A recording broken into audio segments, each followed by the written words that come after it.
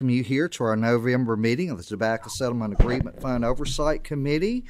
And we'll begin. I'll ask Representative King as she will lead us in a prayer, and then we'll do the Pledge of Allegiance, please. Thank you, Mr. Chair. Please join me this morning. Dear Lord, we come before you this morning in this committee meeting in a month we've designated to be especially mindful of thanks. Please help us to be thankful and grateful every day, but in this month of thankfulness, I want to acknowledge that before you today. We're so thankful for the many, many blessings you give us, these appropriations, the folks that administer it, the people we serve at home. Thank you for sending Jesus to die on the cross. And we just love you and thank you. In Jesus' name, amen. Now, ladies and gentlemen, we'll rise and we'll face the flag and do the pledge.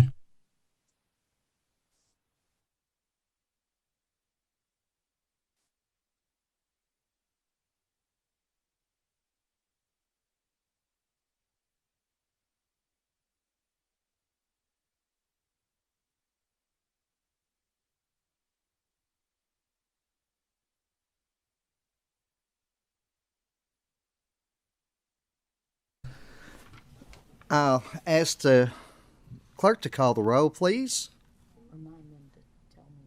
Oh, and for those who are virtual this morning, please let us know if you are either here in the committee room or are coming from home. Senator Rocky Adams, Senator Hornback, Senator Parrott, Senator Webb. I'm remote and I'm in district. Thank you. Senator Westerfield. Here from Crofton, and Senator Parrott is here, but he was on mute, but he's there. Thanks. Thank you. Are you in your district, Senator Parrott? Yes, ma'am. Okay, thank you. Representative Brown. Representative King. In the room. Representative Pratt. Present in the room. Representative Reed. Representative Roberts. Present for my district. Thank you. Chair Embry. Here in the room. And Chair Dawson. Here in the committee room. We do have a quorum, and we'll begin with our minutes. Do I have a motion on our October minutes? So moved. Second?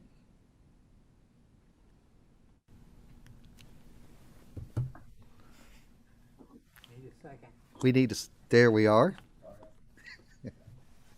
All those in favor, say aye. Aye. Minutes pass. Now we'll move on to our first guest.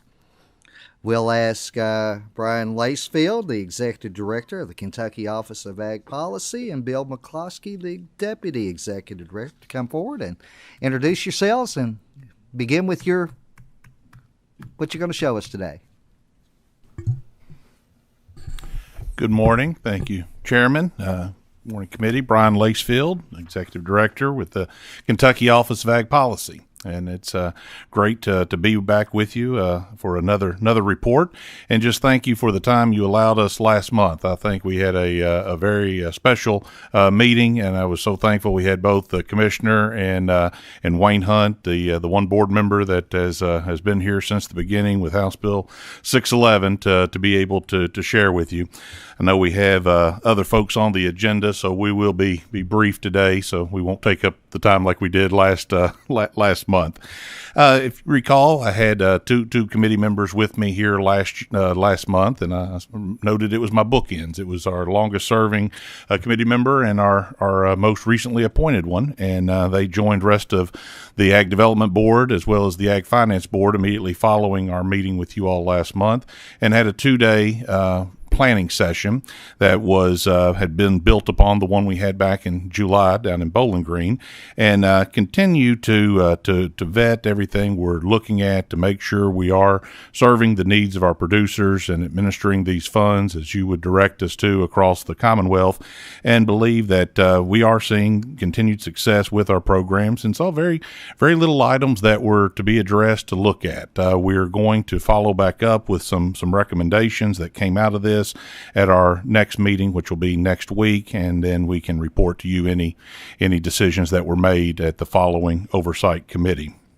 Since I visited with you last, I've had the opportunity to continue to do some good things in the state and spend time working to promote our programs.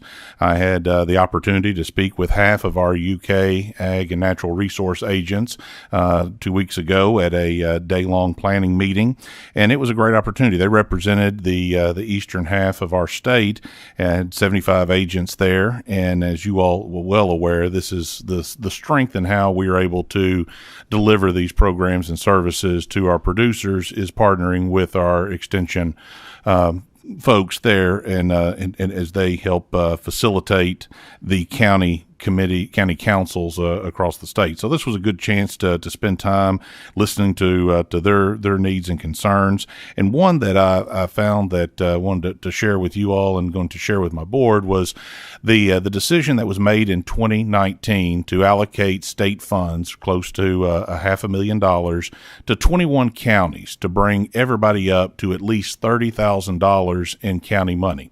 And this brought 2 counties, Pike and Knott, from $0. Historically, we'd had 818 of our 120 counties that had participated. This brought them up to a full 30,000. And if you look at the counties that it impacted, Chairman Dawson, it really kind of was on either end of the state. We had 9 counties in the west, and we had the 12 counties in the eastern part of the state that were able to participate. And there was feedback from the agents that were eligible for these funds as how good this has been. One talking about had never been able to run a CAPE program and now had 16 producers that had been able to participate in it. So they had funding for the 20-year and in 2021, and I'm going to encourage that to continue. I just think this is a great way that we're able to make sure these funds are going out literally across the state. Another opportunity had to take half my staff to Eden Shell, which is a state-owned farm there in Owen County that is run by the Kentucky Cattlemen. That is a working demonstration farm. And Representative Pratt, I think it does a great job of replicating the average cow-calf operation in Kentucky. And they have a number of projects that they're doing that would work well with many of our cost share programs, both at state and at county level, and was just very impressed with everything that they had going on up there. We spent the day with Becky Thompson and Dan Miller and Dr. Steve Higgins with UK there, and my team was some of them. It was their first time up there, and really enjoyed that project. Encourage any members of the committee or your colleagues in the General Assembly to go up there and see what's going on. 38,000 beef producers in Kentucky. That is a big segment of our Kentucky agriculture. Last week, Bill and I spent the 3 days over in Louisville for the Ag Business Association of Kentucky's annual Ag Summit. I was glad last year it had been a virtual meeting. This year was back in person, and it was a great time to get together. We had Dr. Will Snell with the University of Kentucky and Dr. Burdine giving us an economic update. There are a lot of positives we're seeing in the market with commodity prices, but we're also seeing a lot of challenges coming in the next year with input prices and input availability. So I anticipate more discussions on this going forward. But as always, I will bet on Kentucky farmers that we will figure out a way to navigate properly in challenging business cycles. Again, looking forward to another month of being back on the road, but I will pause now and turn it over to Deputy Executive Director McCloskey for a recap of the projects that were funded last month. Okay, if you're ready, Chairman Dawson, give you an update at board action at the October meeting, so you have the report in front of you. We'll start with page 1. You can see 3 programs were approved: the CAPE program, County Agriculture Investment Program, Next Generation Farmer Program, and Youth Ag Incentives Program, for a total of $296,250 in county money. Going on to page 2 is the program amendments. Adair County Cattlemen's Association, they added $45,000 in county money to bring the total to the the CAPE program to $217,675, and then the Adair County Cattlemen's Association also requested additional $5,500 for their youth program, bringing that total to $35,500. And then Johnson County Agricultural Advancement Council requested an additional $3,000 to add to their CAPE to bring it to $46,000. Next, on page 3, we'll give you an update on the on-farm energy incentives program. So we have 3 deadlines a year for this program. These projects are funded, were all state funds. So you can see there's 8 projects for $66,070. And to be eligible, the applicant or farmer has to demonstrate that they will be involved in a project that will result in energy savings. And how we're able to document that is they work with a professional engineer or certified energy manager to evaluate the current operation and then what investment they're going to make in equipment or technology that will result in energy savings. So we've got a couple of poultry loans that will update their heater system in their poultry operation, and then a dairy operation updating equipment, specifically a vacuum pump in their milking parlor, and then several that were making investment in solar panels. And I know there's a lot of discussion about solar panels on a bigger scale. This is obviously a smaller scale. A system is put in and offsets the electricity they're currently using. So their local electric company will just allow them to size up to a system equal to electricity they're using on their operation. That's how we calculate the payback on the project. Moving on to page 4. We have a meat processing applicant, level 2. So we've given you updates over the last year on a level 2 and level 3 and a level 4. And level 2 is just a request for half the cost up to $37,500. In this case, it's a $60,000 project, so they're eligible for $30,426 to purchase additional equipment, specifically what they call a vacuum stuffer. Representative Pratt allows them to process and package more consumer-type products like a sausage link, hamburger patty, so they can do that more efficiently, and then a carcass saw. Currently, they use a reciprocating saw, and this new saw will allow them to be more efficient in the way they split the carcass at the operation. So this is more of a efficiency project, not so much capacity, just allows them to be more efficient and utilize the labor. And as we know, in all industries today, challenge with getting the labor to operate their businesses. Moving on to page 5, Burnett Enterprises. So this is a level 3 request, so eligible for up to $250,000, and they were approved for $238,599 of the project cost to purchase equipment and make some improvements. And this investment will put the Ag Development Board's Representative King's investment over $7 million in processors across the state in an effort to increase processing capacities for our farmers that are establishing or expanding their direct-to-consumer marketing programs. To consumers, they have to have access to a processing facility. And this operation, Burnett Enterprise in Graves County, been in business for 5 years as a custom operation.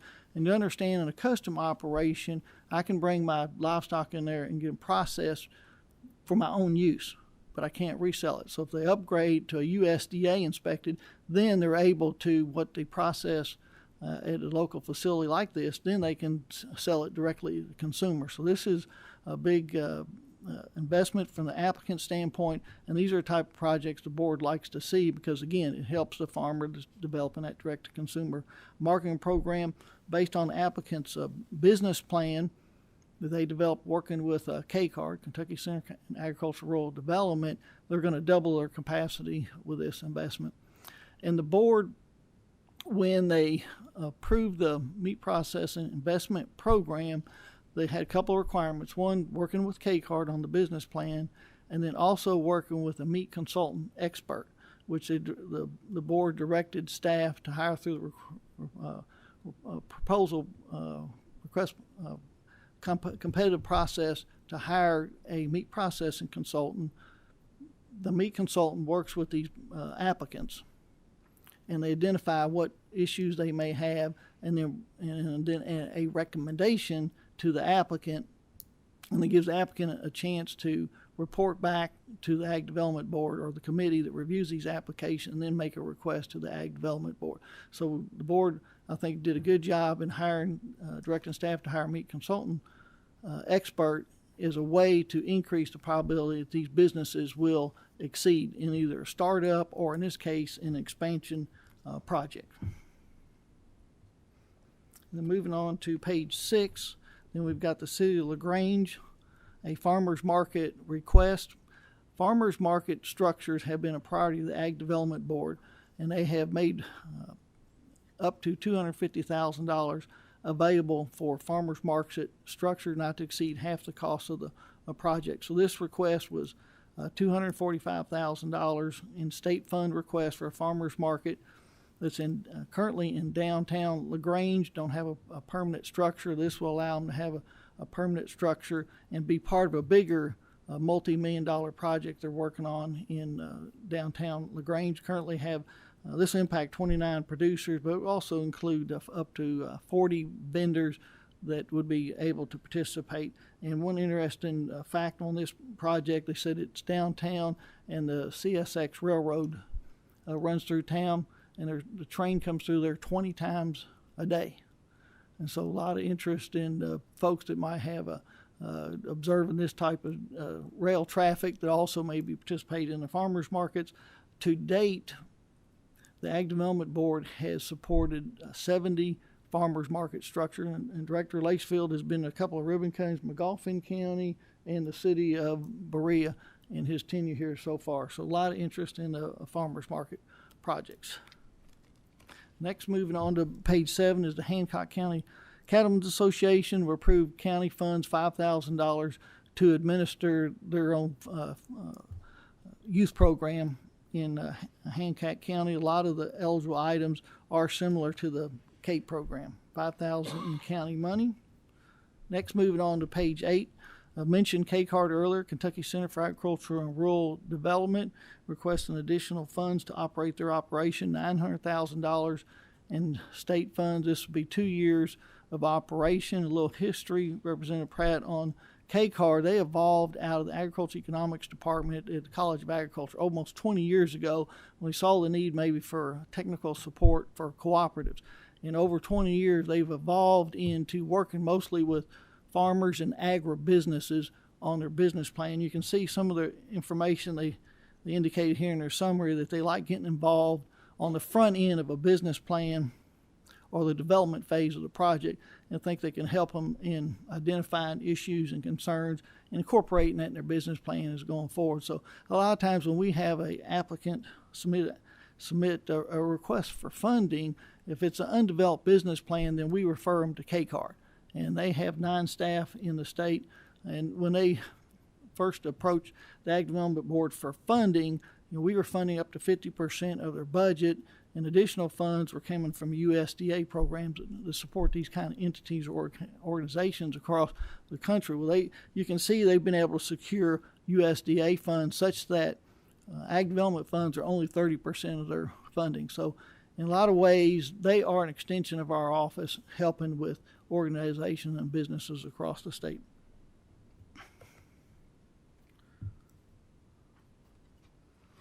Next, on page 9, Kentucky State University requested $990,000. This is their small-scale grant program, and we've talked about this in the past. I think Representative Roberts, when we talked about how the board helps limited resource farmers. This is one of the programs that help, in addition to Community Farm Alliance. We mentioned KCARD helps with the business planning. You've got Kentucky Highlands. Those are the whole arsenal of projects and programs that the Ag Development Board has improved to help, again, small-scale, socially disadvantaged farmers, mostly in eastern Kentucky. They indicate they work with farmers in 113 of the 120 counties, but their impact and their clientele is mostly in eastern central Kentucky. And that concludes the update on the projects and programs funded at the last board meeting. Chairman, Bill. just a couple of other things wanted to add back in there. I'm glad Bill took a minute to talk about our consultant that we had with the meat processing. That, I believe, was a tremendous benefit from use of our funds, because they were able to look at these operations and bring the experience that this consultant had in the industry could really help these producers with other aspects, not just the ones that we were perhaps financing on these, but improve the overall efficiency. Was fantastic with that. When Bill mentioned the farmers markets, I believe that Oldham County will make the 71st county now that we've had participation in. So, and we've got some counties that have multiple. We mentioned the one in Berea. Madison has 2. So we're seeing that footprint literally spread across the state. And I saw Senator Parrott's face here on my screen. I'd be remiss if I didn't mention I got to spend the day yesterday with him in Hardin County at the Farm City lunch, and we had a good crowd and a good chance to celebrate agriculture there in their community. And we're talking about ribbon cutting. I guess I should give an update that we now have the Thoroughbred Training Center, the Keeneland's Thoroughbred Training Center project that we were part of, is now operational. The new barns are complete and have horses in. We had, I guess, a soft ribbon cutting there this past week, and I just really proud of that project to see something done with the equine industry, and that the trainers that are utilizing that facility, there's 800 trainers that are using it, and they don't have a farm serial number. Their farm serial number is going to be that stall that they're utilizing there at the training center. So this is allowing benefit to folks that normally would not be able to participate in our program. And I would be remiss if I didn't mention at this point what Frank Penn reminds me of every chance he can, is that for every job, or every horse in Kentucky is responsible for 4 jobs. So proud to see that one not only has been funded, but it is now operational. So with those addendums, I will now complete the report, and we'll be happy to take any questions. Brian and Bill, both, I want to thank you for bringing up the information about having the meat consultant hired on. It's very interesting to know that there is an individual there who will work with these facilities to actually catch some of the pitfalls that might be in front of them, and very wise way of looking at loaning them as you put the money out right there. So thank you for sharing that. Representative King has a question. Thank you, Mr. Chair. I actually have 2 with your indulgence, if that's okay. Thank you very much. Starting with our friends in the 2 counties that prior to 19 didn't have access to your good funds, are we seeing that they're interested in different projects than the other 118 counties? Or I'm just curious, do they have other ways or fresh eyes on how to maybe utilize these funds? Are they using the traditional projects, county projects? Well, we usually start with the situation where the first time they've had access to money, even though by statute their county councils have to meet for 20 years, and they have to identify 9 people on the county council meeting and go through the comprehensive plan requirement. They've been doing that for 20 years. So they're excited to hear, okay, we got some money. And usually what they start with is looking at the CAPE program. That's the easiest, quickest way to be able to impact many producers. And with the CAPE program. Now, if you look on the other, and that was Pike, and then Knott did use $5,000 to help support the farmers market project there in Knott County. Now, if you go on the other side of the state, Representative King, Fulton County and Hickman County do not receive a lot of money as well. And for Fulton County, they invested most of their money in a greenhouse project at the high school. And in Hickman County, majority of their money went into a project at the shop there at Hickman County High School.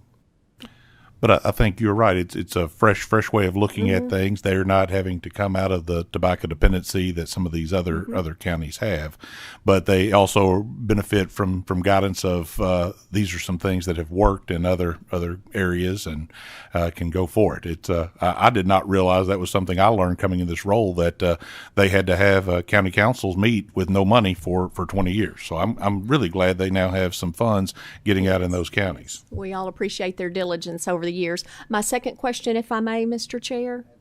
Absolutely. Thank you very much. Back to, well, in the printed packet, it's page 9 of the Kentucky State University allocation. As an avid follower of the General Assembly's investigative committee, I watch their meetings every month, and the public already knows we have some financial challenges and some accountability challenges with KSU that we're all trying to help navigate through.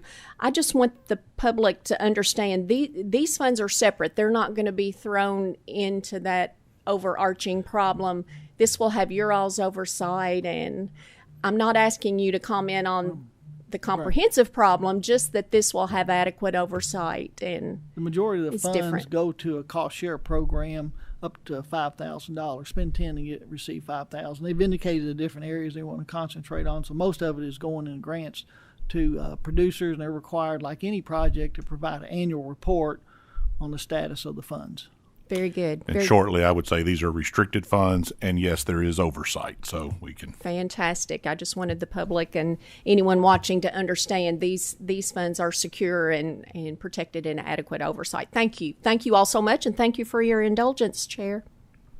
Representative Pratt. Well, that's not a question much as thank you for giving me Michelle a shout out.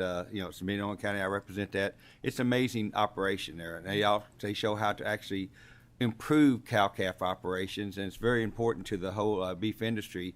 And last but not least, also thank you for Knott County. You may or may not know, but my parents from Knott County, so the fact that they are starting to get in this program is great. Like I said, but glad for all the work you all doing. Thank you for being here in person today. Thank you, guys. Thank you. Do we have any questions from our members who are attending remotely?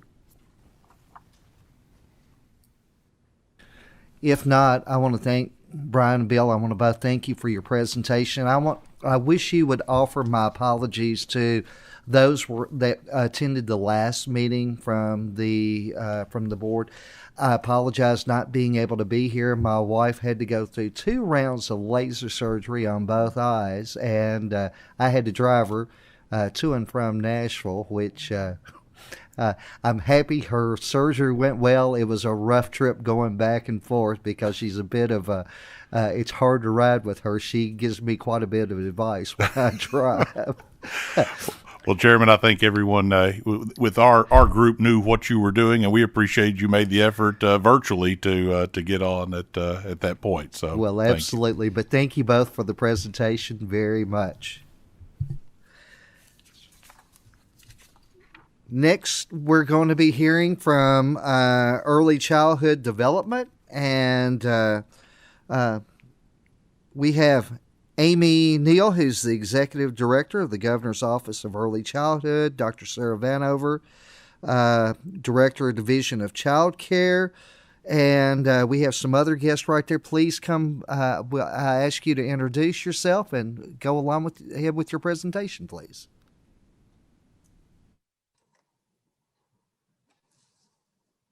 Hello. Thank you to Chairs Embry and Dossett and members of the committee. My name is Amy Neal, and I am the Executive Director of the Kentucky Governor's Office of Early Childhood. And after 20 plus years in education and philanthropy, I was really thrilled in May of 2020 to join the administration because of their commitment to education from cradle to career. And this is a subject that I'm really very, very passionate about because I've seen how education can change lives, and I've seen it firsthand. Next slide, please. I chose to go into education because I love helping children learn, and education is really one of the most important building blocks for a better life. It changed my life, and it changed the trajectory for my family. I do like to share, because it really wasn't very long ago, my maternal and paternal grandparents only had a 3rd and 8th grade education. And my dad was the first one in his family to ever go to college. It took him 13 years, and he had 4 children, but he was the first one in his family to go to college. The 3 of his children have college degrees and 2 of them have master's degrees. And as I go about my work every day as the executive director of the Governor's Office of Early Childhood, I think back to my childhood, and I will tell you that we did not have a lot of money. My mom was a stay-at-home mom, and my dad was an insurance agent, and he worked off of commission, and he did not have a set salary. And now that I'm an adult and I know what that means, I have no idea how he did that. But I think back to how I grew up, and it is everything that data and research show matter. I had the opportunity for high quality early childhood experiences, for very strong parent and caregiver engagement, and what they call social capital, which is a network of friends and family and neighbors. And I remember a lot of sitting on my mom's lap, learning and reading and singing together. And I will tell you, I just moved at the end of September, and I uncovered a ton of books with a lot of masking tape on them. So I have all of those books still to prove it. And I remember them. I really remember them. But the reason I share that story with you is because my experience was very, very different than the experience that was very life-changing for me as I began my career in education in an inner city school in Covington, Kentucky, when I was a kindergarten teacher. And I had children in my classroom who could not follow simple rules or routines. They could not express their wants or their needs. They couldn't share with others. Many of them could not speak in 5 or 6 word sentences, could not sing simple songs. Sadly, some lacked the ability to focus or listen because they were not being fed at home. I'll tell you, to this day, those children are on my mind as I do my work. And so I know everyone here knows, but I just it can't go without saying that with a strong education, that you can achieve higher income and better job opportunities and improved health and lower use of public assistance and more civic engagement. And I firmly believe that the work that we are doing is and can change the trajectory of children across the Commonwealth. So just as a quick reminder, this is the mission of the Kentucky Governor's Office of Early Childhood, and it is to provide leadership and direction for the Commonwealth by providing a comprehensive and sustainable birth to 5 system to ensure that all children have a strong start. Next slide. And so today we're here to report on the just over $25 million in tobacco settlement funds for fiscal year 22. And we're going to begin with just that circle that you see there on the far left, which is the 1.4, which is the Kentucky Governor's Office of Early Childhood in support of early childhood education. And then I'm going to happily turn it over to my colleagues to talk more about programs and supports to ensure that children have a strong start in the Commonwealth. Next slide. So I do want to share with you and just remind folks that Kentucky has a really long history of leading the way in early care and education. And we are often at the forefront of national innovation when it comes to early childhood education, financing and governance. And really all of that started 20 years ago with the passage of House Bill 706. And at that time, it was one of the most comprehensive package of early childhood legislation in the nation. And it focused so importantly on the whole child, on health care, on family assistance, on high quality education and community involvement. In addition to that, it committed 25% of the tobacco settlement fund annually to support early childhood programs. But I also want to point out that Kentucky was one of the very first states to develop early childhood standards, to develop an office for early childhood, to develop a consensus-driven definition of kindergarten readiness, and to implement a kindergarten screener. And we have secured 2 very large, very competitive federal grants. And none of this would be possible without Kentucky's investment, without its strategic leadership and collaborative partnerships or commitment to early childhood education. That last circle that you see there, so after 2019, I will share with you that during that preschool development grant, we developed a 5-year strategic plan. And that is what we use to guide our work every single day. And I'll be happy to share with you here in just a moment some great progress that we're making against that 5-year strategic plan. Next slide. So I always like to ground us in these, sort of original goals of the Kentucky Governor's Office of Early Childhood, because as we all know, it's pretty easy to get to mission creep. And we have a lot to do. We have a small staff, and the work that we're doing is urgent.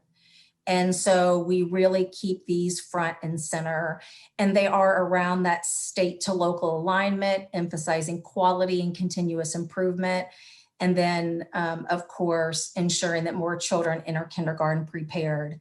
So the other thing that I believe is important for the committee is to really just be reminded that Kentucky has a coordinated system of early childhood governance.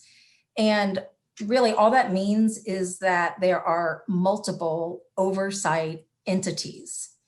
And so if you think about funding streams, programs, services in the early childhood space, there are several different oversight entities. And so the Early Childhood Advisory Council and its support office, which is the Kentucky Governor's Office of Early Childhood, we serve as that coordinating body. And the other thing I like to talk with my staff about is we're the only ones in the entire state who every single day wake up thinking about kindergarten readiness. That's our full-time job. Next slide. So we've been at this work for 20 years, and we absolutely cannot continue to work as we always have. We have to be innovative to stay competitive. And I thought I would just show a couple pictures for fun, because it'd be like using, your cell phone you had, your very first model. Selfies, what were they? I don't know what kids would do these days. Internet, everything at your fingertips.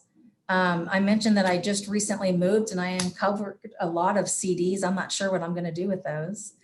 Remember what it was like going to the airport before we took shoes off and belts and the whole liquid thing, right? So our office is really focused on elevating and amplifying data-driven practices that deserve attention. Again, back to innovating to stay competitive. Next slide, please. So this is our overarching goal, is for Kentucky to be the very best place to start and raise a family.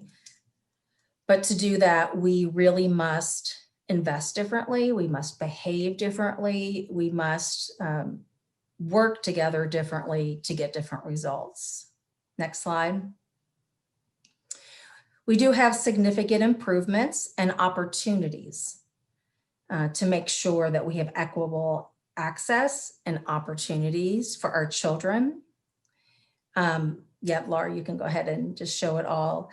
For the first 5 years of a child's life, I want to toss out some statistics that really just reinforce how urgent our work is. Kentucky ranks 37th nation in infant mortality, 41st overall for the health of children, 46th overall for the health of women. And I think what's important to note also is that the findings really hide the racial disparities. So, thinking about late or no prenatal care, the national average is 6.2, 8.3 in Kentucky for African Americans, 5 for white, 11 Hispanic. Next slide, please. When we look at the data for preterm births, again, nationally 10%, Kentucky 11.3, disparities. White 11.2, African American 14.2. Low birth weight, national 8.3, Kentucky 8.9, white 8.3, African American 14.5, Hispanic 7.2. Maltreatment, and we think about the stressors of poverty, and a lot of times that sort of lack of understanding of developmental milestones can really affect family patterns of care. The national average is 15.9, and Kentucky is more than twice that national average at 38.2. Next slide. So again, I've said it at least once in the presentation, but I'll say it again. Our work is really around shared accountability, shared action, and shared impact. And that's what we're working very diligently to do with our partners and with these investments. And so I want to talk just a little bit about how Kentucky is continuing to lead the way, and how we're continuing to support early childhood. The first is around improving school readiness in local communities. We have 31 cross-agency, cross-sector groups, the regional collaboratives that work all over the Commonwealth to increase kindergarten readiness. Our office with our partners have identified what we're calling Kentucky Bright Spots.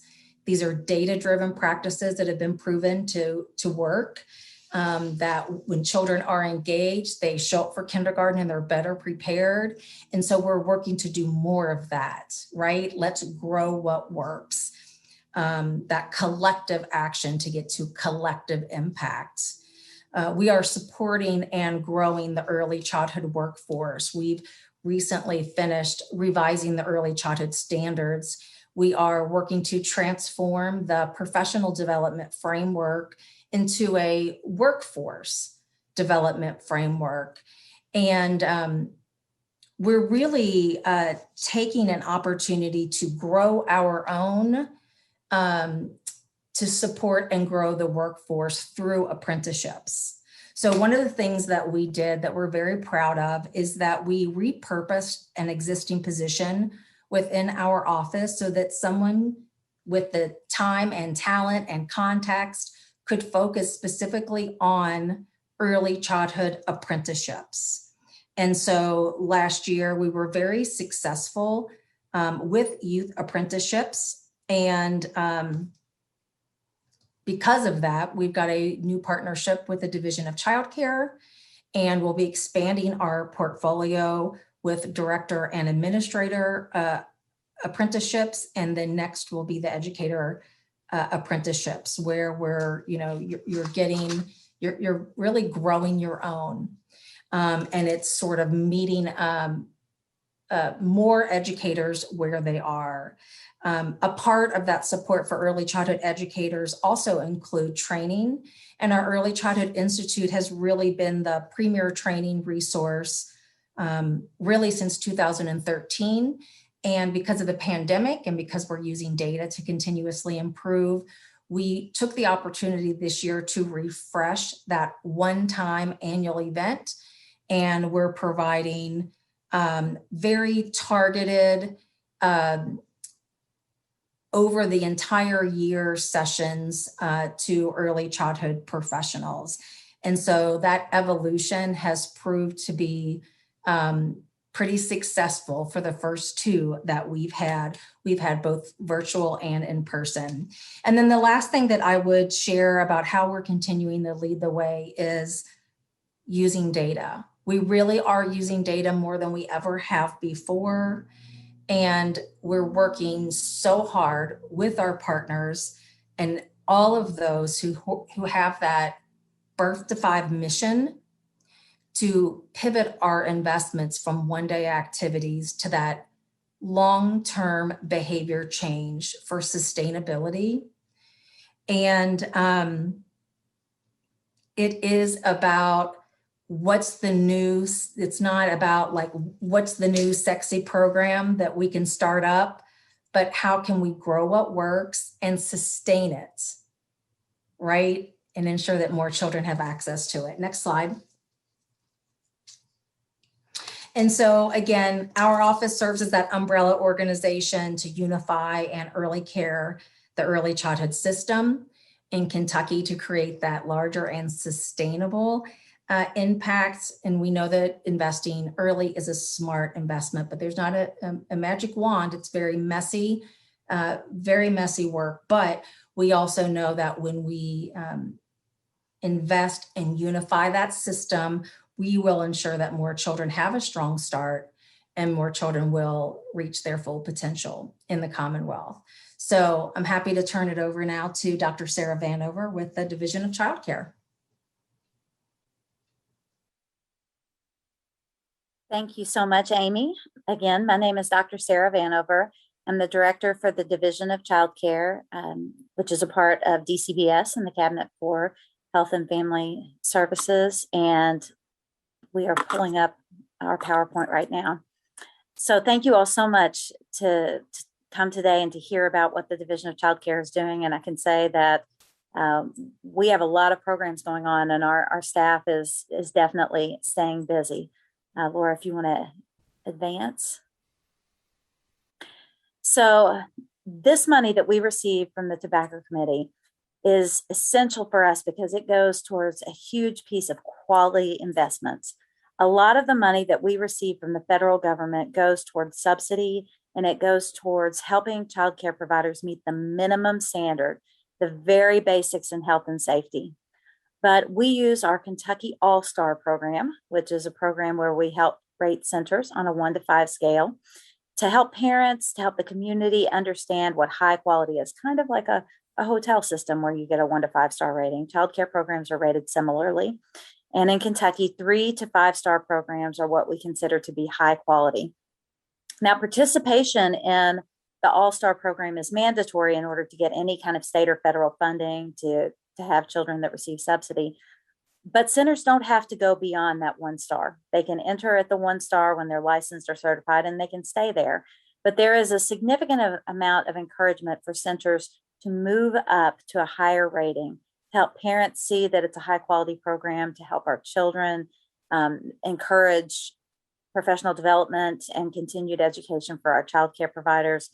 And the funding we receive from the tobacco settlement really aids that program. This is called a QRIS program, which is a quality rate of incentive system. It is mandated by the federal government, but in Kentucky, this is a way that a lot of our child care providers not only recognize themselves among other programs, but also they receive incentive funding that they need for their budget to help make large purchases. Because we do give annual incentives, and the incentive is larger when the program is higher in quality. And so programs may be waiting all year long to get, their incentive, which might help them to buy a new washer and dryer, which they might not have the money to, because childcare so often operates just on the margins. If they can meet their bills and pay them, then that is a successful year. And so these incentives are so important for our child care providers. The breakdown of what we spent last year, you can see that most of it is related to this QRIS system. And not only for the administration of it, our raters that go out into the field and assess these programs, but also for the initial reward for people to participate, and then annual rewards and quality rewards to help them. A lot of times the quality rewards help them to have the extra materials and the things that they need to run quality curriculum and assessments and provide the education and school readiness that our children need when they're in these programs. You'll see that also a portion of this is dedicated to training, and that's workforce development for our teachers to help make sure that that they have the training that they need to work with different types of children with typical abilities, children who need additional supports, to work with different types of families, and to make sure that their skills are where they need to be to serve all the children within our Commonwealth. And so this portion of our funding, the funding that comes from the tobacco settlement, really focuses on encouraging our providers to be as high quality as possible, to provide the best education possible, and to provide our children with the skills that they need to be ready to enter kindergarten. Laura, if you want to move. The other key piece that I want to talk about these funds is that the tobacco settlement funds for us is our federal match for the Child Care and Development Block Grant funds. So the vast majority of funding that we receive in the Division of Child Care comes from the federal level, and it's from the Child Care and Development Block Grant. These funds go to every state, and they have specific purposes like child care subsidy, like monitoring child care facilities to make sure that basic health and safety are there, professional development, national background check, the National Background Check Program, to make sure that the individuals working in our child care programs don't have a history of inappropriate actions, and also to make sure that we're serving underserved populations, that we're giving consumer education to our families, and that we're instilling quality programs, because there is a quality component that we're required with the federal government. And so the match money that we receive from the tobacco funds makes it possible for us to receive a very large portion of funding annually from the federal government that goes into that.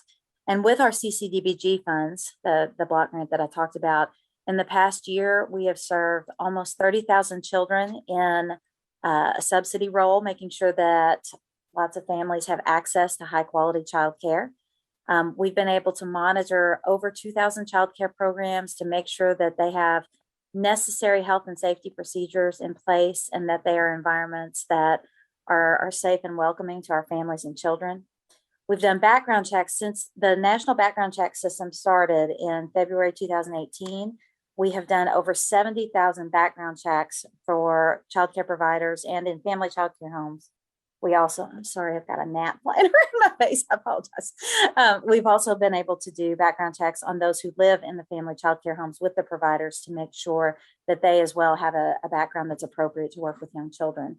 And then again, we do special initiatives that really focus on some of our at-risk populations. And that includes infant and toddler care, disaster preparedness training, consumer education, and then serving populations like children experiencing homelessness, children who have experienced trauma, who are in foster care, and lots of different scenarios there. I'm going to move forward. So I talked a little bit about Kentucky All-Stars, but I do want to kind of break it down for you a little bit. This is our rating system and an improvement system. We show programs how they can move up and improve as they strive for their next level. We have coaches out in the field to help child care providers not only meet the mandatory health and safety requirements, but also to look at what their next goals are and to move up that 1 to 5 star system. We look at things like family and community engagements. If parents are welcome into the center and participating in the children's education, we look at classroom and quality instruction. If the instruction is individualized to the children in that classroom and their particular goals. We look at staff qualifications, their experience and education level, and how to create the best professional development for those staff members so that they can meet the needs of the children. And we also look at administrative and leadership practices of the program as a whole to make sure that it is family friendly and that it's sustainable and that the program has the ability to sustain over the long term. So right now you can see the breakdown of Kentucky child care programs and where they are at different levels. Certified programs in the state of Kentucky are in-home facilities. as well as licensed type 1 centers that are also in-home facility. Licensed type 2 facilities are in-home.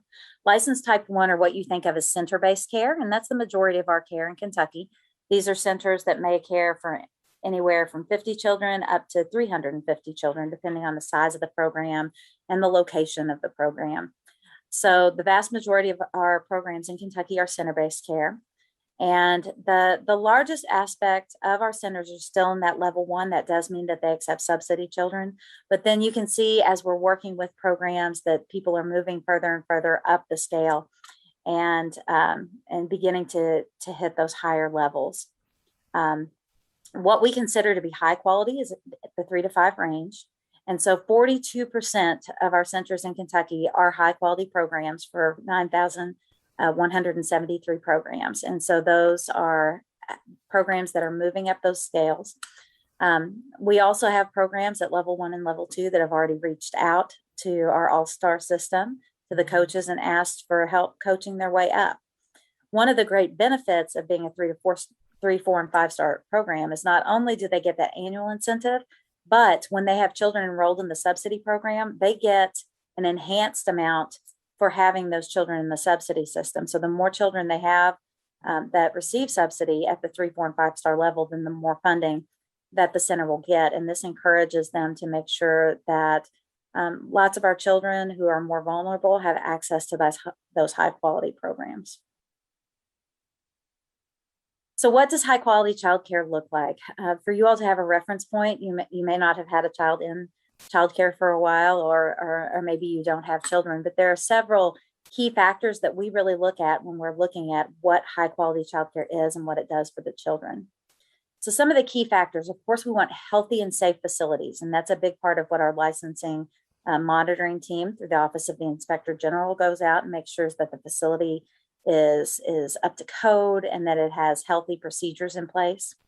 We also want to see low adult to child ratios. The fewer children that each staff member has to monitor, then the more interaction between the two, the more language rich the program is, and the more individualized attention possible. We look for trained and experienced teachers, and training looks like there's a lot of different variations of training. It could be college degrees, it could be technical school degrees, or it could be just continued training and professional development classes that make the teacher a lifelong learner, where they're continuing to learn about how to be a better educator. We do look for parent and family involvement.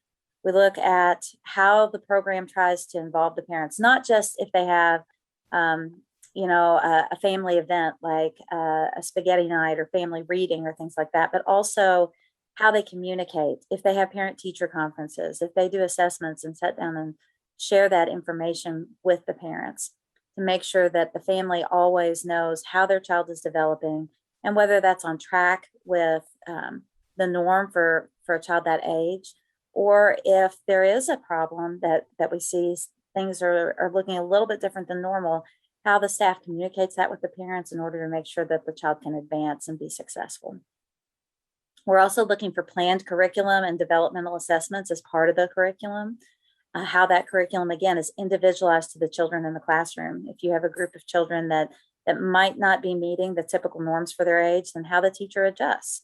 And likewise, if you have a group of children that are a little more advanced than normal for their developmental age, then how do we advance that curriculum so that they can be as successful as possible? And then I used the term earlier, language-rich classrooms.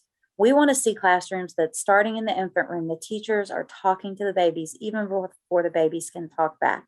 The more words that young children hear, the more they're going to be able to reciprocate and learn about language, and their vocabulary is going to be significantly larger than other children if teachers are able to talk with them and interact with them and sing songs with them and read books with them at very young ages. So these are the goals that we have for those high quality classrooms. In order to achieve that, we also want to make sure that we're helping our teachers to develop. And our quality program has a lot of credentials and scholarships that we encourage our teachers to utilize. So in the past year, tobacco settlement dollars have helped for 137 scholarships for child development associates, which is a national level credential, 177 scholarships for the Commonwealth Child Care Credential, which is an introductory degree that we have created here in Kentucky. We've given away 64 mini grants for the child development associates, And we've given milestone grants to people as they go through this process, as they are halfway through, as they complete, that we reward them for the work that they've done and encourage them to continue. And then we've done some education reimbursement grants as well. And these are all put in place so that we can help our teachers to be more skilled and more successful at their job, knowing that being the teacher in a classroom full of young children can be a very demanding job, and we want to give them the skills that they need in that setting. So things on how Kentucky stands out. One of our workforce tools that we are really proud of is our comprehensive professional registry. EKU partners with us to do this. And within this registry, every child care provider in the state has all of their training, their degrees, essential reminders when a particular training runs out, they get notified.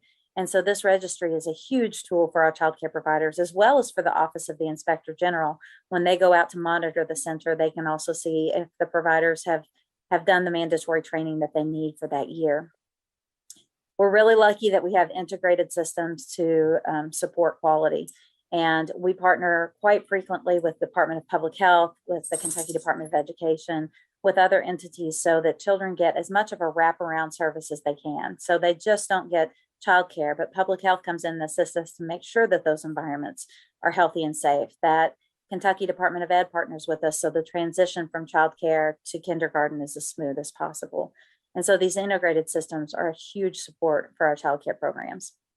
Within the past year, we've set up a new family childcare network, which is a resource and referral agency that is spaced out regionally throughout the state to help family childcare homes, which is something we've really tried to grow in the past year. We've lost a lot of family childcare homes nationwide in the past 10 years because many of those childcare providers that ran those homes are retiring out of the field.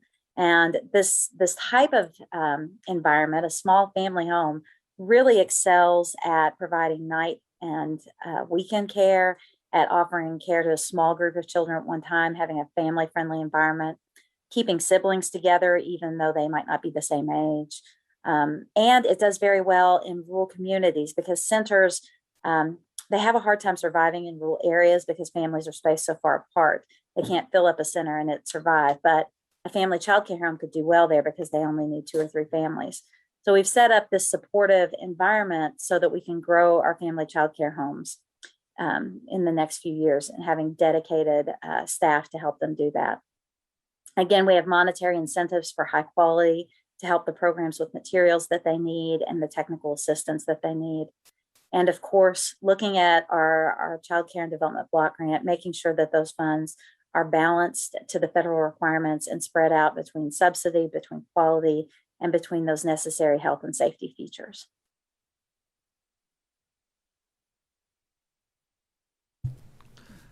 We do have a question. Yes. Representative King. Thank you, Mr. Chair. And I've been trying to sort this out in my mind, so it might be a complex question with several facets. May we go back to tile or slide 3, the Child Care and Development Fund? In the printed out packet, it's slide 3. There we go. Mm-hmm. Okay.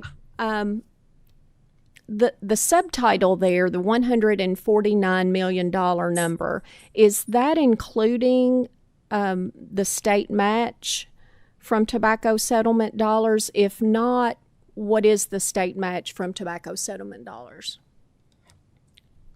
Missy, you can probably support me on this, but to my understanding, that does include the state match. Our state match has been approximately around $20 million because it includes the tobacco dollars, and then there's also been another $10 million that is allocated in the general budget that goes specifically towards subsidy, and that meets our requirement for the state match approximately.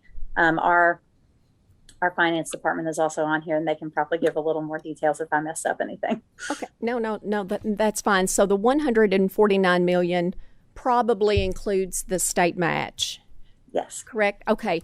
If I may, Mr. Chair, that will be the number I'll use for my next observation and question. According to the 2020 census, we have 1,021,936 people 0 to 17 years old, and in the 0 to 4-year-old range, we have 282,410. So if my calculations are correct, that's like $146,000 invested in 1.02 million children, and even more so if we only use the preschool number. Can you help me rationalize where all of those dollars are going? I know we have all of the different buckets that you talked about, but when I did the math, that seems like a very, very high number. Well, it goes to different things. The vast majority of the money does go to subsidy. So the subsidy numbers, when you think about serving 30,000 children a year in subsidy, and then up to $170 per week in childcare, depending on, now each county is different for subsidy because it's based on the market rate in that county. And then infant, toddler care, preschool care, and school age care are all different rates in each county. So that number fluctuates, but in general, the vast majority does go to the subsidy program. Now, within that, we have other contract grants that we share funding with. So we have large contracts with both the Office of the Inspector General, University of Kentucky, Eastern Kentucky University, Western Kentucky University, and I'm forgetting one other person, but those grants include all of our licensing monitors. So through OIG, we're paying for all of the state surveyors that go out and inspect the child care programs throughout the state. We're also paying for fraud and investigations through the Office of the Inspector General. With Western Kentucky University, we have the Family Child Care Network and the work that they're doing to recruit child care providers, to give them business skill coaching, to give them training. With Eastern Kentucky University, we're paying for the professional development registry. University of Kentucky, which is our largest contract vendor, is where we are paying not only for all of our research to be done to meet federal requirements, but also we're looking at all the coaches that work throughout the state to coach our providers on scholarships, on training, on quality, and on health and safety features. We have all of our star raters, which of course we talked about being covered in the tobacco funds. And then we have our central office staff that work on larger projects. We have a contract with DCBS at large for the national background check system. And so we pay for all the national background check systems. Right now, we've been paying for that. Child care providers at some point will pay a portion of that, and we'll pay a portion of that. But we do all the fingerprint checks as well as the criminal registry checks, background checks on sex offenders, on child abuse and neglect, and make sure that everybody meets all of the required mandates on being felony free for a certain period of time, those types of things. So those are a lot of our quality initiatives as well as our health and safety initiatives. We do have staff that are covered through that, and all of the subsidy programs that go along with it. In an event that we have a small amount left over every year, we do have the ability to roll a small amount of that over. I will say that with our subsidy, we have a lot of families that qualify for subsidy, but we also have families that are part of the protection and permanency services. So if a child has to be removed from the home or they're at risk of that, we do have services for them that help that child, because childcare is kind of a frontline defense for a lot of abuse and neglect situations. So if it would benefit the family in an extreme circumstance for the child to have that kind of respite away from the family and get the care that they need, or children who've experienced trauma in foster care, if they need that consistent care every day as they've had to switch foster homes, things of that nature, then they also get that consistency of care that way. Thank you for the explanation, and I certainly appreciate your work. Colleagues, as we go into another budget session, I just think we really need to look at these huge numbers and make sure the dollars are actually getting to the little guys that we need served and not eaten up in potentially high administrative costs. So that's something I'm going to be earmarking and kind of looking into as we go into the next budget session. Thank you, Mr. Chair. Thank you, Representative King. Would you want to continue with the presentation, please?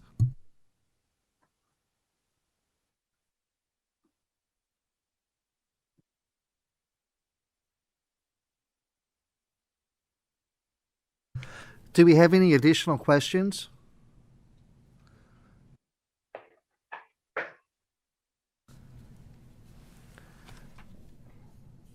Do we have any more presentation to go?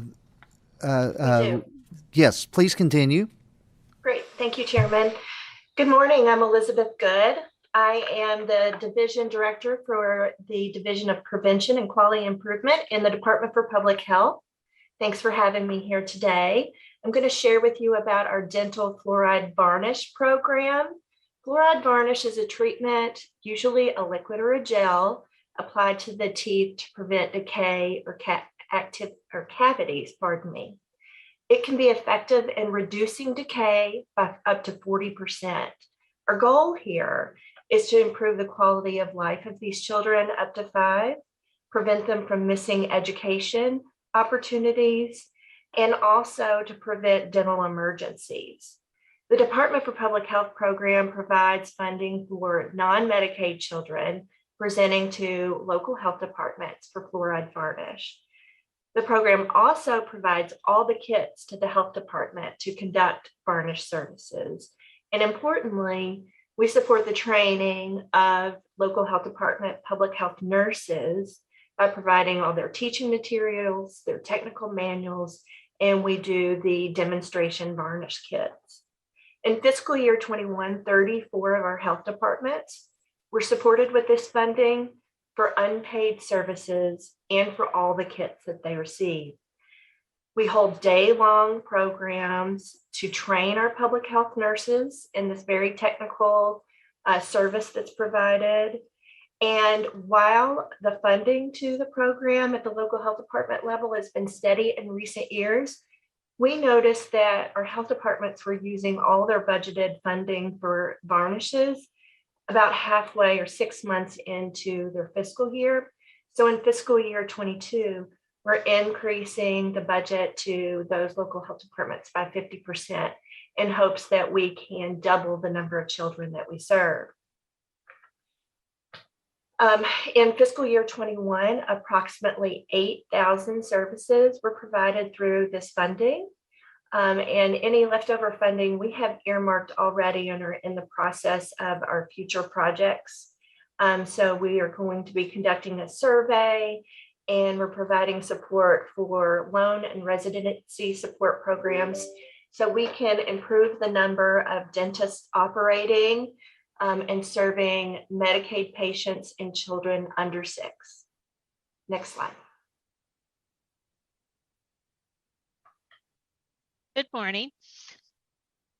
I'm Paula Goff. I am the branch manager for early childhood development at the Department for Public Health, and pleased to talk about 3 of our programs that are supported through tobacco dollars. One of the programs is our early childhood mental health program. And this program was one that was designed to build the capacity of the state to meet the needs of young children and their families in terms of their mental health. And so this program has, over the years, really increased the number of therapists that are out in the regions of the state, in the comprehensive mental health centers across the state, to be able to see young children and understand the appropriate types of evidence-based practices that can be used with young children. We do have early childhood mental health specialists in the comprehensive community health centers around the state, and they serve as that resident expert, so to speak, at the mental health center to make sure that everybody, again, as they're looking at, have questions about working with young children and their families, or that they have, they can bring in training for everyone on specific therapeutic approaches so that people keep their skills up to date. Excuse me.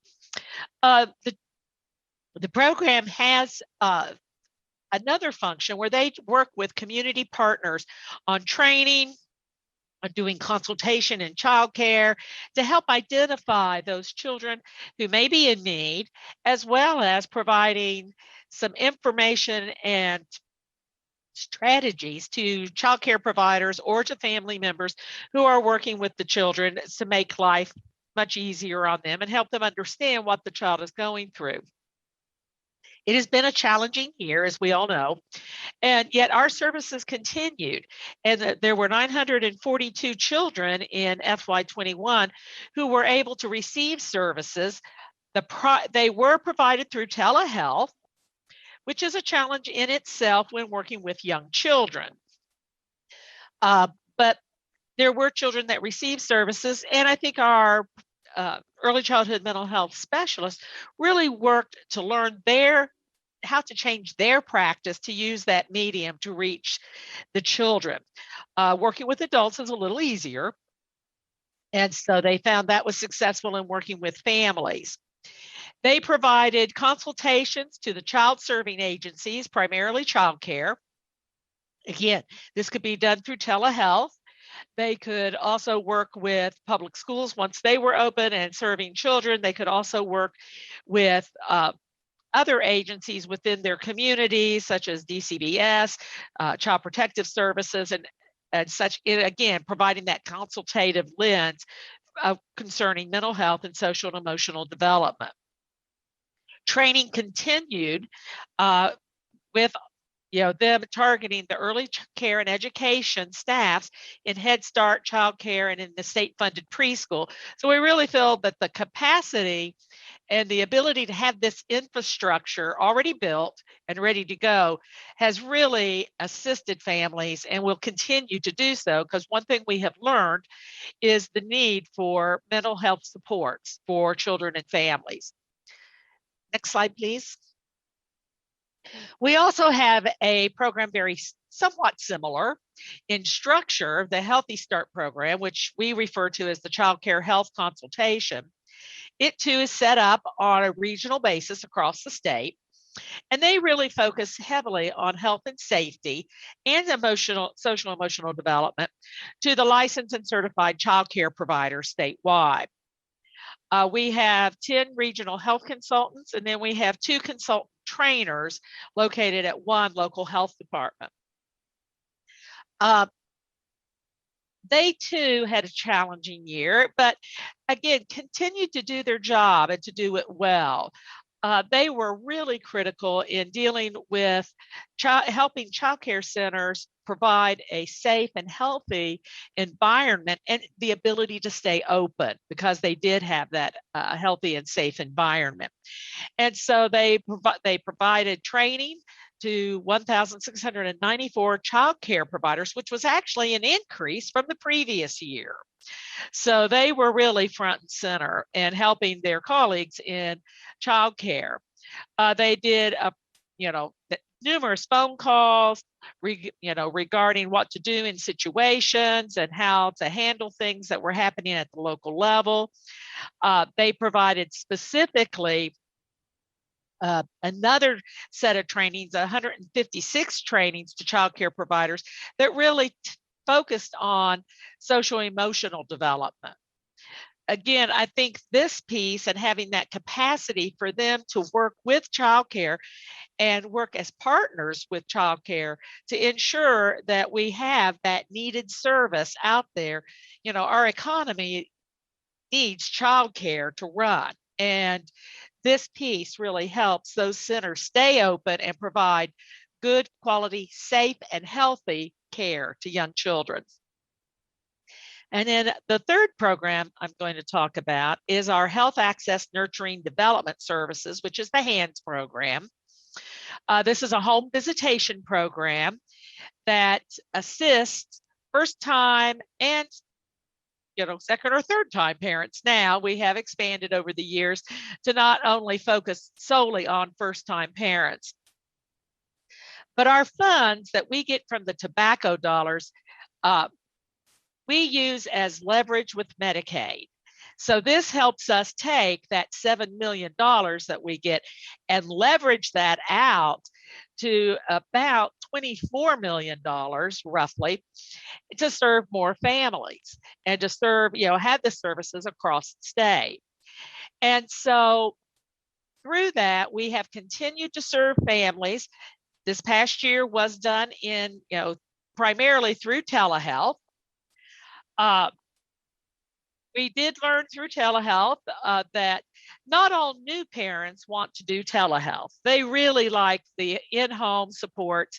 And you all remember what that's like if you have children, bringing home that new baby and nobody gave you a set of instructions. There's a lot of flutter and help for a little while, and then they all go away, and it's you and the baby. And what do you do? And so that's where hands becomes really very critical. And we did also have families who really liked telehealth. And I think that's primarily our younger generation who tend to be a little more tech savvy than some of us others, I'll say. We really see that our programs, not only in hands, but in child care health consultation and in early childhood mental health, are building back stronger. They have more methods of how to reach out to families, and the access that telehealth provides to areas of the state that we are unable to get to if you're not doing in-person services, were really, really critical. And I think that these being able to pivot quickly, change service delivery, being able to address the needs that we see the families are, and keep evolving as we work with our families and support them. These are all results of a vision that happened many, many years ago. And we're very pleased to be a part of it.